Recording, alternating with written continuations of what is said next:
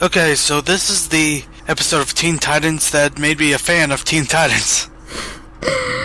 This is the one that goes, no really, we're taking this plot seriously. Yes, it certainly does. This was a quality episode.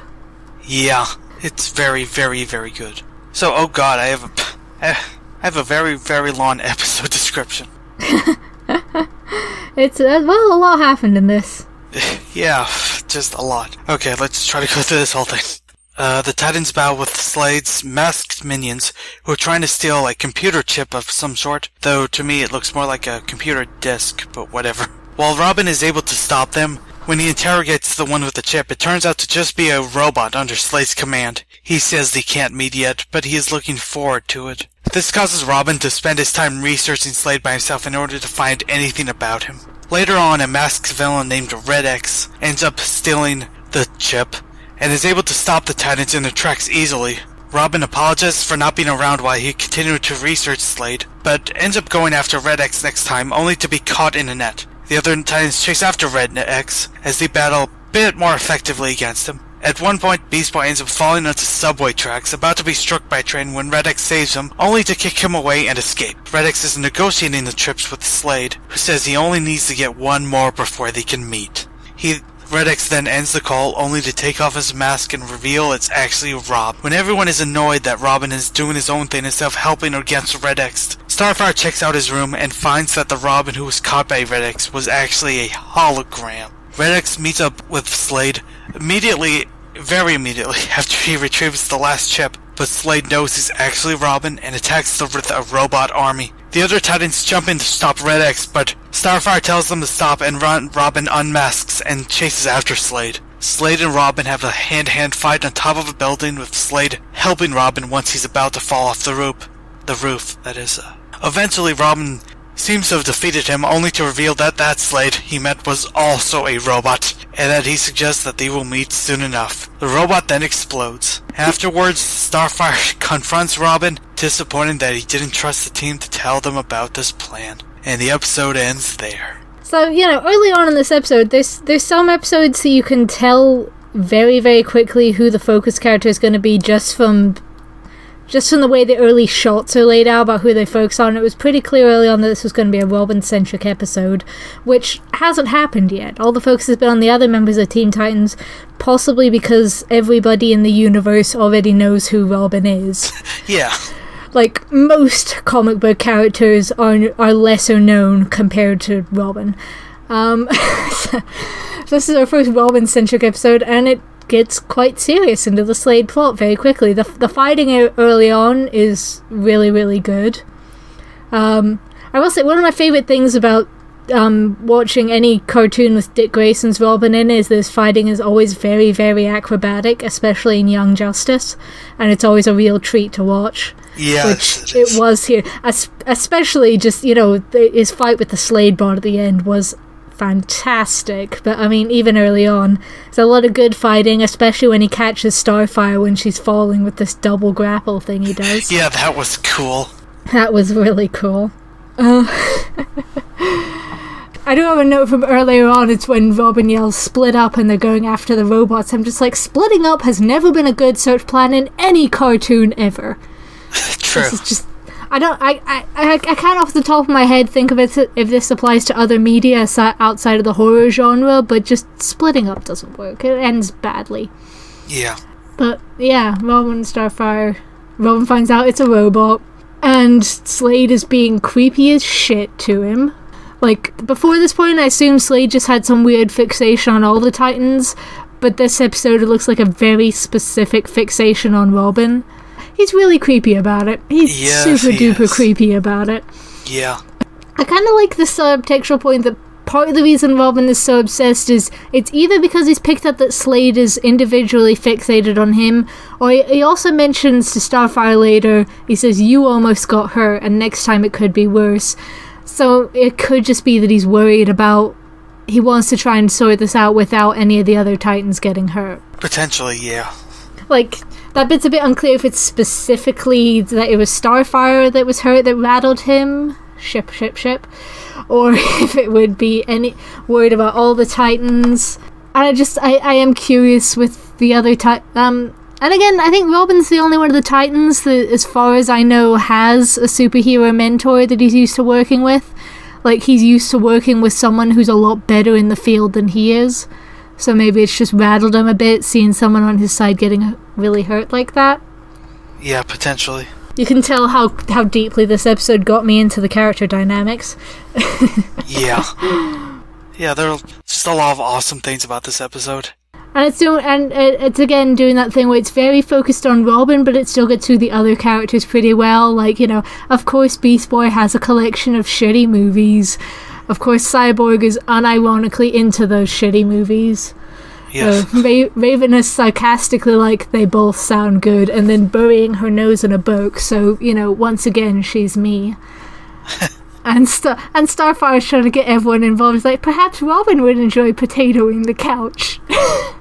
Yes. That's a great line. Oh, I love that girl so much. Yes. Potatoing the couch. Potatoing the couch. Oh, there's Robin's locked away in his noir detective room. Yes. Yeah, all it needed was bits of red string connecting all those news articles, you know? Yes. Yes, exactly. Like, I do love that. Like, it's like the old, like, obsessed cop, and he has to get the criminal no matter what. Yeah. Gee, I wonder where he could have gotten that from. Where would he get such an obsession with crime fighting that would lead him into doing some severely questionable shit? Like, where would he get that from? Yeah. And then when Red X showed up, I was like, it's not Deathstroke, but I feel like I've seen the costume before. And, you know, by the end of the fight, where I noted he'd disabled everyone rather than, you know, he'd never really hurt anyone. He just did a lot of disabling attacks. And, you know, him and Robin were never in the same move. I'm like, is Red X Robin going a bit questionable in his quest to find Slade? It's again one of those cases of not necessarily an original plot, but one that was done really, really well. Yeah, and it was clever for them to do the hologram thing, to at least try to make it less obvious. Yeah, it's like they've acknowledged, okay, it might be obvious early on that Red X is Robin, but we'll throw y'all off just for a minute. Yeah. Just as a tangent, but a side laugh, when Beast Boy's getting all the goo cut out of his hair and he's complaining about his hairstyle, I'm just like, you're a shapeshifter. Surely you can shapeshift better hair. That's kind of a good point. I know you apparently can't change your colour, but if you can turn into an elephant, surely you can change your hairstyle. Yeah, that would make sense. Yeah. So, yeah, Robin's getting into some somewhat questionable shit. You know, attacking his teammates and stealing stuff to try and lure Deathstroke in. Slade. They haven't actually called him Deathstroke in the show, have they? They don't call Slade. him. They don't call him that, and I can assume why. They're not allowed to say Death. Yeah. Well, they're not. I guess they're not allowed to call their main villain here that. So I do think Slade is one of the names he has had. So. I mean, it's his real name, not Slade Wilson. Yeah, I'm pretty sure. Yeah. So, yeah, Red X fights them again, and he saves Beast Boy, which is, again, where it's like, so he is Robin, or because he's maybe just not completely sinister and a possible future ally, but no, it's because he's Robin. I do love that he saves him and just immediately kicks him. Yeah. That's fun. I also like the second time the team are fighting Red X, you're seeing a lot more synchronicity between the other 4 team members. And it's, you know, a nice bit of development from the first episode, you know, in the order they aired, when their major problem was that they were not fighting as a team. Yeah. In this, there were some good, especially, you know, Raven responding to protect Starfire from Red X's attacks. Yes. And I also kind of like how it was Starfire that figured out that Robin was Red X. Because she's a cheerful, chipper, friendly character who wants to see the best in everybody. And a lot of the time, writers will use that as an excuse to just make their character dim. Yeah. Like, they won't ever suspect anybody. They won't make really obvious connections because they're cheerful and love everybody. But Starfire is, because she cares enough about everybody that she's the one who keeps checking. Well, you know, and because we're supposed to ship Robin and Starfire and she loves him. But also, just because she cares enough to keep checking up on him, she's the one who really gets that he's getting even shadier than is usual for Robin, and he's probably making some questionable decisions because he's obsessed with Slade. Yeah. I do really love that they don't end it on a happy note. Oh, I love her last line to Robin. It's like, you and he are, you did learn something, and you think it's going to be really cheerful, and just like, you and he are similar. He did not trust you, and you did not trust us. Yeah. And I'm like, she says it in such a sad way, and that just makes it more savage somehow. Yeah. Like, yeah, you done fucked up, Robin. You done fucked up. Slade just gets increasingly creepy towards Robin throughout this episode. This is also the first time I bothered to look up that Slade's voice actor is Ron freaking Perlman. Yes. To be fair, this is probably the first thing I've seen him in a long time where he wasn't trying to sound like a mobster. Which is why I was like, I know that voice, but I don't know that voice. But it's freaking Ron Perlman being creepier than he has ever been. Yes. He is so awesome in this. Especially going forward, all of his appearances in this are just so awesome. He just does this, just so sinister and evil, you can't help but just appreciate it. Well, this is the bit where they finally got him to stop doing the shady Slady routine. He's actually out in the light for all the difference that makes, given that, he wears a frickin' mask. Yes. You don't need to lurk in the shadows if you're wearing a mask. And, the bit where Robin reveals that he's Red X and immediately goes off after Slade, it's like, no, your team needs to deal with this. And, it's just, we don't see them all blowing up at Robin, but it's pretty clear that it happened after that fight. Yeah. Which, by the way, was a really cool fight. Let me reiterate that the fight between Slade and Robin was just, it looked really good. Yeah. A lot of cool lighting, just a lot of cool fight choreography. They really like doing fighting in the shadows, it seems. Yeah, it probably saves on the ink budget. But Yeah. But they make it look really good, so I don't care. I love that. I love that Slade actually saves him. And he says the exact same line that Red X said to Beast Boy, I'm not through with you yet. And Robin says it because he's hiding the fact that he just wanted to save his friend. But, which also, actually, I didn't realize it was exactly the same line, but now that you've said it, it just furthers Starfire's point of that Robin started kind of behaving really badly during this episode. Yeah. But, yeah, I'm not, like, what is he planning for Robin? It's so freaking creepy. Oh, everything about it is creepy. I did laugh really hard when that Slade turned out to be a robot, I have to say. I don't think that was meant to be funny, but it was really funny to me that after all that, it's just another freaking robot. Yes. Which also sets Slade up as a, pretty high-class supervillain. He's not gonna hang around and gloat. He's gonna send you a robot to fight you rather than coming out himself. Yes. Just, yeah. I can get behind this. Yeah. I feel like Robin really owes his teammates an apology, and I don't know that he delivered one at the end of the episode. Like, we didn't see what happened when, the other teammates were presumably yelling at him. He implies that they came to yell at him. But he doesn't apologize to Starfire, and I don't know if he apologized to the rest of them either. It does basically boil down to him not trusting his teammates, and he's, he claims it's just, like, forced method acting. He had to make it look believable. But, Slade didn't believe it anyway, A.